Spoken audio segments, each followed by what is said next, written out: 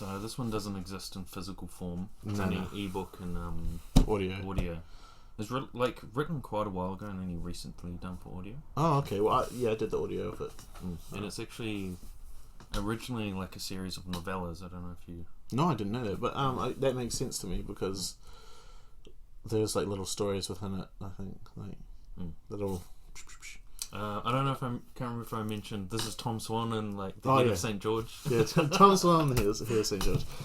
So this is basically follows Tom Swan, and he's a roguish type Britishman, and he gets himself into like these messes, and then he ends up working for a cardinal, and then he goes on these excursions to find like old holy relics and stuff like that. I think like the early mission is like go to my house in some city and get some documents, or it was a document. Or you'll know the thing when you see it, or something. Yeah. Does that end up being the head of St. George? I can't quite remember because there's a few different kind of quests he goes on, right? Yeah, it changes all the time because I think the guy's ambitions change. Yeah, you know. Yeah, actually, he's very like I don't know the word, like if you look at like, because he was like in love with this lady, like quite the whore or whatever, a fair bit into the book. Yeah, then he like gaps it to go on a mission. He's like, oh, I love you, I'll be back and stuff. And then she pisses off and like takes his money or something. Yeah. But like he's in love at the time, but then he sees like some serving girl and he's like, oh, hello. Hi. No, it's like he's very he lives in the moment. He's like this I guess it's a roguish type thing. Like he's very so one thing I wrote is like he can like fight really well. There's several times where he's gotten into a fight where like he really shouldn't have, and he's like made an enemy of this gang or whatever. He sort of learns to fight a little bit more as he goes along there as well. And he becomes like a mentor to like this lord's son, and he teaches him to fight as well. I think at the start of the book, like he's partnered up with, or he's not really partnered up. He's taken captive, and he said, "Oh, I'm a rich noble's son or whatever," and he's faking his way through sort of, what do you call it when you being ransomed? Ransom, yeah. He's faking his way through a ransom ship, and he's partners with this mercenary, and the mercenary sort of teaches him how to fight and stuff like that. And the mercenary and Peter, the bowman. That's it. Yeah. That he kind of saves. Yeah. That becomes his manservant, right? Yeah. Yeah. He teaches him some stuff too. He gives him a knife and stuff like that as well later on. Oh, the sword. Yeah, the really nice sword. Yeah. That's it. Yeah. Yeah. Fuck. All those little things and those little different characters in the book are really cool, and he almost plays a character in it. Like he plays this, like he is obviously from something. He's from somewhere, and he knows how to read and things. But he plays these different characters all the time and lies about who he is. Like personas. Yeah, different personas. There was a very almost Luck Lamora thing about it, where on a small scale though, very small scale. Yeah. They did something similar in Name of the Wind as well, and I thought it was really, really interesting. It's almost as if his bravado speaks more for his character than anything else. Like, he walks into a shop and he's like, "Oh, I'm the Lord's son. How could you do this to me?" And all this other thing. Okay. So he gets cheaper stuff for it and stuff, you know. Yeah. Haggles and everything else. Very cool. I don't know. What do you want to give this book out of 10? It's like 6 or 7. I'm not too sure. Like, because I did enjoy it and I loved it. Once I'd finished, I was like, "This was great." But as time has gone on, like the actual story has become a bit fuzzy, and I mean that could just be my memory. But there have been other books that I've read like ages ago, and I can remember pretty much everything, or at least what's happened. Let's go 6.5. Yeah, 6.5. Yeah, I was gonna give it a 6 too. I thought it was enjoyable, real enjoyable. Yeah.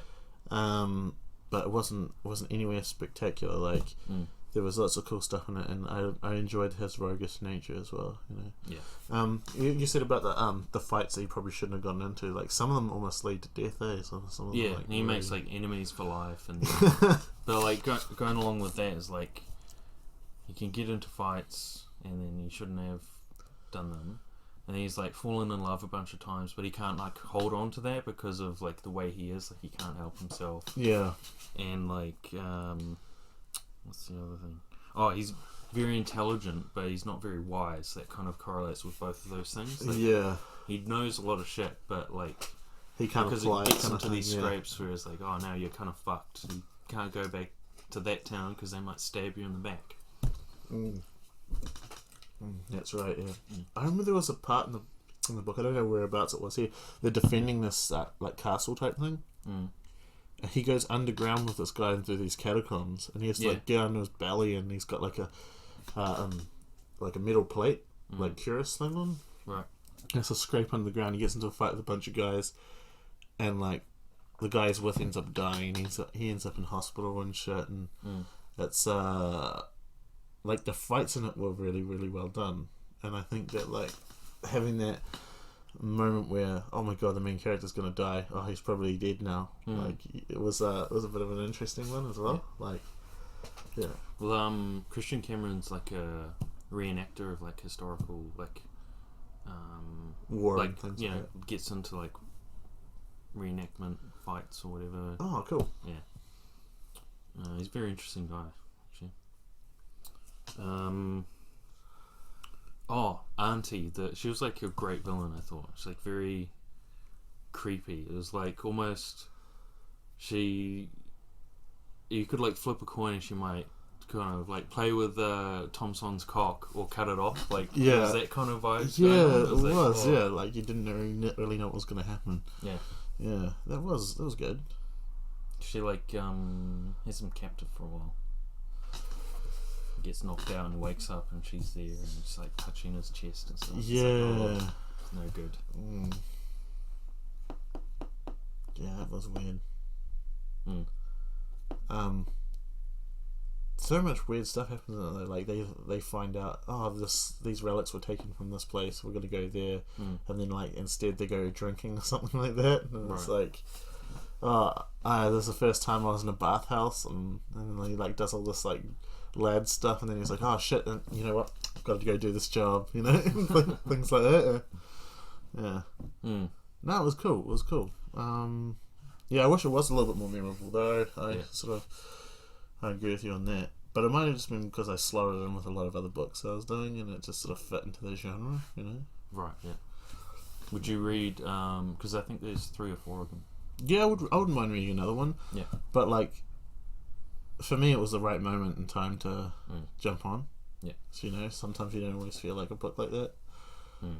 It's definitely a book where, like, the main character goes on this journey, encounters all these different interesting people along the way. It's like that kind of style. I thought that the bowman that he had, who was supposed to be his manservant and everything else, it's almost like he had his like full on own agenda as well. It was like, yeah, thanks for saving me, but like now I don't have to be a bowman. I get paid more now that I'm your manservant than I ever did as a bowman, and I'm just gonna fuck about, really. Yeah. And I was like, oh really? That was good. No, I thought it was good fun. Good fun, you know. Yeah. Yeah. Kind of has some elements of like Indiana Jones. It did going on, but it's probably more realistic, which unfortunately kind of means it's a little bit less interesting. Like, I suppose. The head for me, like visually in my mind, it had a lot of those Kingdom Come, that game, you know, Kingdom Come. Oh, okay. Deliverance, whatever. Yeah. Had a lot of that sort of style to it because it was described as almost like Bohemian style, like hose and the pointed caps and stuff like that, and all those Italian sort of like fashion designs and stuff like that at the time. So I think that added an extra dimension for me as well. I thought that was good. I think this would be, and of course I enjoyed it, but someone who's like really keen on history and all the little details would really like this.